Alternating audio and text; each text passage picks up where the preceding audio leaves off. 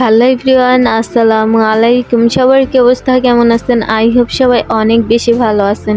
আলহামদুলিল্লাহ, আল্লাহর অশেষ রহমতে আমরাও কিন্তু অনেক ভালো আছি। এই তো নতুন আরেকটা দিনে নতুন আরেকটা ভিডিও নিয়ে চলে আসলাম। আই হোপ আজকের ভিডিওটা আপুদের কাছে অনেক বেশি ভালো লাগবে। তো ভিডিওটাও হচ্ছে আমি আর কি দুপুরে রান্নাবান্না দিয়ে শুরু করলাম। প্রতিদিন বেশিরভাগই দেখা যায় যে আমি দুপুরে রান্না দিয়ে ভিডিওটা শুরু করি। তো আজকেও তার ব্যতিক্রম নয়। আজকেও কিন্তু আমি রান্নাবান্না দিয়ে ভিডিওটা শুরু করছি। আর অনেকদিন পর পর ভিডিও দেই। আশা করি আপনারা ভিডিওটা ফুল ওয়াচ করে যাবেন। এমনিতেই মানে ওয়াচ টাইম এত অল্প আসে, তারপরও ভাবি যে প্রতিদিন যদি ভিডিও দিতাম তাহলে অল্প অল্প করে অনেক কিছু করা যেত। যেহেতু প্রতিদিন ভিডিও দেই না, ২-১ দিন করে পরপর করে ভিডিও দেই। প্রথম যে একটা ভালো লাগা কাজ করতো বা অনেকটা আগ্রহ নিয়ে ভিডিও দিতাম, এখন আর ওই জিনিসটা আর কি আমার মধ্যে আমি খুঁজে পাই না। তো ওই জিনিসটা তখনই খুঁজে পাই যখন আমার প্রিয় প্রিয় আপুরা সুন্দর সুন্দর কমেন্ট করে। তো তখনই হচ্ছে আর কি অনেকটা উৎসাহিত হয়ে অনেকটা উৎসাহ পাই। ওই কারণেই দেখা যায় যে ভিডিও বানাতে অনেকটা ভালো লাগা কাজ করে। আর নয়তো ওই জিনিসটা আর কি আমার মধ্যে আমি পাই না, যে নিজের আগ্রহ নিয়ে একটা জিনিস করার। হয়তোবা ওইটা তখনই করতে পারতাম বা করতে বেশি ইচ্ছে করতো যদি এখানে একটা সফলতা পেতাম। তো ওই এখনো এক ধাপও আমি এগোতে পারিনি। ওই কারণে মনটা আরও বেশি খারাপ যে এত কষ্ট করে ভিডিও বানাই কিন্তু কোনো ওয়াচ টাইম নেই। তো এই কারণে আর কি ভালো লাগে না এখন আর তেমন ভিডিও দিতে। আমাকে অনেক আপুরাই জিজ্ঞাসা করেন যে আপু ভিডিও দাও না কেন, আর এত দেরি দেরি করে ভিডিও দাও কেন? তো এই কারণেই মূলত যেহেতু ওয়াচ টাইম আসে না, এত কষ্ট করে ভিডিও বানাই, তো ওই কারণে এখন আর ওই আগ্রহটা নেই। তো যাই হোক, আমি হচ্ছে আজকে একটা নতুন ইউনিক রেসিপি শেয়ার করব। প্রথমে হচ্ছে আমি কিন্তু লাল শাক রান্না করে নিছি। আর এই রেসিপিটা সত্যি কথা বলতে এত মজার। এটা হয়তো বা নিরামিষ তরকারি, কিন্তু এটা খেতে কিন্তু অনেক মজার, যেহেতু শীতকালীন নানান রকমের সবজি পাওয়া যায়। তো এখানে হচ্ছে আমি অনেকগুলো সবজি নিয়ে নিছি।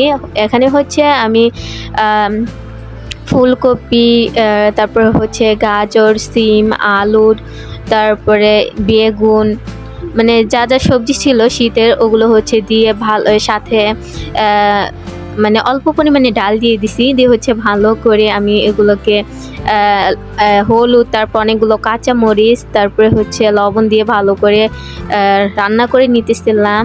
তো মোটামুটি যখন ডালটা সিদ্ধ হয়ে যাবে, সাথে সবজিগুলো 50%-এর বেশি সিদ্ধ হয়ে যাবে, ওই অবস্থায় হচ্ছে আমি পুরন দিয়ে বাগার দিয়ে দিব। আর এই সবজিটা রুটি দিয়ে বলেন, ভাত দিয়ে বলেন, পরোটা দিয়ে বলেন, অনেক বেশি মজা হয় এই সবজিটা খেতে। তো একেবারে কিন্তু সবজিগুলো গালিয়ে ফেলা যাবে না, বা ডালটাকে একেবারে মিহি করা যাবে না। মানে ডালটা অল্প পরিমাণে ফুটে একেবারে মাঝখানে ফেরে যাবে, আর হচ্ছে সবজিগুলো একটু আলামালামি থাকবে কিন্তু সিদ্ধ হবে এরকম আর কি। তো আমার সবজিগুলো সবই সিদ্ধ হয়ে গেছে কিন্তু আলামি রয়েছে মানে। তো এখন হচ্ছে আমি বাগার দিয়ে দেব। তো এখানে হচ্ছে আমি রসুন, সাথে পেঁয়াজ, আর এখানে আমি কিন্তু জিরার ফোড়ন দিয়ে দিলাম। তো এগুলো হচ্ছে ভালো করে ভেজে যখন ব্রাউন কালার হয়ে আসবে, তখন হচ্ছে আমি সেই সবজিগুলো দিয়ে দেব, দিয়ে হচ্ছে রান্না করে নেব। তারপরে একেবারে শেষে হচ্ছে ধনিয়া পাতা অ্যাড করে দিব। আর এই ধনিয়া পাতার কারণে কিন্তু এই সবজিটার স্বাদ দ্বিগুণ বেড়ে যায়। তো যেহেতু আমি গরম পাতিলাটা আর কি আরেকটা বাগারে আর কি দিতেছিলাম, ওই কারণে আমার হাতটা একেবারে ভাপে একেবারে মানে সিদ্ধই হয়ে যাইতেছিল। তো ওইভাবেই রেখে দিছিলাম। তারপরে হচ্ছে পরে লুচনি দিয়ে ধরে নামিয়ে নিছি। তো এই তো এখানে কিন্তু আলহামদুলিল্লাহ আমার মজাদার সবজি রান্না প্রায় মোটামুটি শেষ। এখন হচ্ছে ধনিয়া পাতা দিয়ে আরও কিছুক্ষণ রান্না করে নেব, 2 মিনিটের মতো, তাহলে কিন্তু হয়ে যাবে আমার পছন্দের সবজি রান্নাটা। আর যেহেতু শীতকাল আছে, প্রায় সময় আমি এভাবে এখন সবজি রান্না করব, কারণ এই সবজিটা আমার মেয়ে অনেক পছন্দ করে। বিশেষ করে এখানে যেহেতু আমি গাজর দিছি, আমার মেয়ে আবার গাজর খেতে মোটামুটি ভালোই পছন্দ করে, বলে যে গাজরটা বেশি বেশি দিতে, তো এই কারণে আর কি গাজর দেওয়া। তো সবজি তো রান্না শেষই। এখন হচ্ছে আর তেমন রান্না কোনো কিছু করবো না, যেহেতু আমি লাল শাকও রান্না করে নিছি। তো আর কোনো রান্নাবান্না হবে না। তো অবশ্যই রেসিপিটা কেমন হয়েছে কমেন্টের মাধ্যমে জানাবেন, আর অবশ্যই বাসায় একবার ট্রাই করে বাসার সবাইকে খাওয়াবেন। আশা করি সবাই ভালো রিভিউ দিবে, সবাই অনেক প্রশংসা করবে, কারণ সবজিটা খেতে আসলে অনেক সুন্দর। এই প্রথম হচ্ছে আমি কোনো একটা রেসিপি শেয়ার করলাম। আই হোপ আপুদের কাছে অনেক বেশি ভালো লাগবে। তো যাই হোক, যে থালা বাসনগুলো ছিল রান্নার পরে ওগুলো হচ্ছে ধুয়ে নিতেছিলাম। তো থালা বাসনগুলো ধুয়ে হচ্ছে অফ ক্যামেরায় আমি ঘর মুছে নেই। ঘরের জিনিসপত্রগুলো এক এক করে মুছে নেই। মুছে নেওয়ার পরে হচ্ছে যেহেতু শীতকাল, তো চেষ্টা করি একটু আগেভাগেই রান্নাবান্না করে গোসল সেরে নিতে। আবার অনেক সময় দেখা যায় যে গোসল করে এখনও রান্না করি, যেহেতু এখন শীতের সিজন। গোসল করেও রান্না করতে খারাপ লাগে না, মানে ভালোই লাগে, যেহেতু গোসল করলে অনেকটা শীত শীত লাগে। তখন রান্না করলে দেখা যায় যে শরীরটা এমনিতেই গরম হয়ে যায় চুলার পাশে থাকলে। তো এখন দেখা যায় যে রান্নার করার আগেও দেখা যায় যে মাঝে মাঝে গোসল করিনি, আবার অনেক সময় দেখা যায় যে রান্না করার পরেও গোসল করি। তো বেশিরভাগই এই যে হয় গোসল করে রান্না করা, এই জিনিসটাই বেশি হয়, কারণ যেহেতু শীতকাল, গোসল করে রান্না করতেই বেশি ভালো লাগে। আর গরমকাল হলে হয়তো বা সেটা আমি করতাম না। তো যাই হোক, আমার কিন্তু থালা বাসন ধোয়া শেষ। তো দুপুরের পরের দিকে আর তেমন কোনো ভিডিও নিইনি। এটা হচ্ছে একেবারে সন্ধ্যার দিকের ভিডিও। আমার শাশুড়ি যে রুটি বানাইছে, তো এর সাথে হচ্ছে আমি ভাজি করে নিতেছিলাম, ভাজিয়ে দিয়ে আর কি রুটি দিয়ে খাবে সন্ধ্যার দিকে, ওই কারণে। আর এখানে হচ্ছে সিম, আলু, তারপরে গাজর দিয়ে একটা ভাজি তৈরি করে নিতেছিলাম। এই ভাজিরও কিন্তু আমি প্রায় সময় করে থাকি। তো রুটি কিন্তু অফ ক্যামেরায় বানানো হয়েছে, তো এখন হচ্ছে আমি ভাজিটা করে নিতেছিলাম।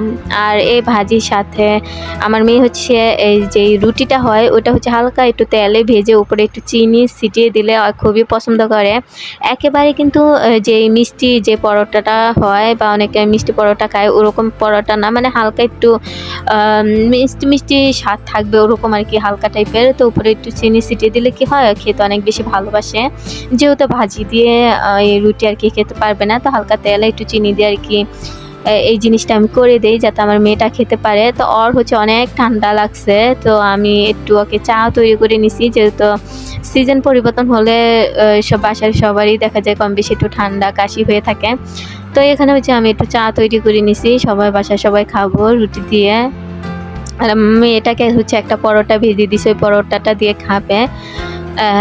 তো এখন তো চা অনেক ছোট থেকে চা খুবই পছন্দ করে। তো ওই উদ্দেশ্যে দেখা যায় যে সবসময় না খাওয়া হলেও মাঝে মধ্যে প্রায় সময় যখন দেখি আমার মেয়েটা চায় যে আজকে চা বানিয়ে দাও বা চা খাবো, তখন চেষ্টা করি ওকে একটু চা বানিয়ে দিতে।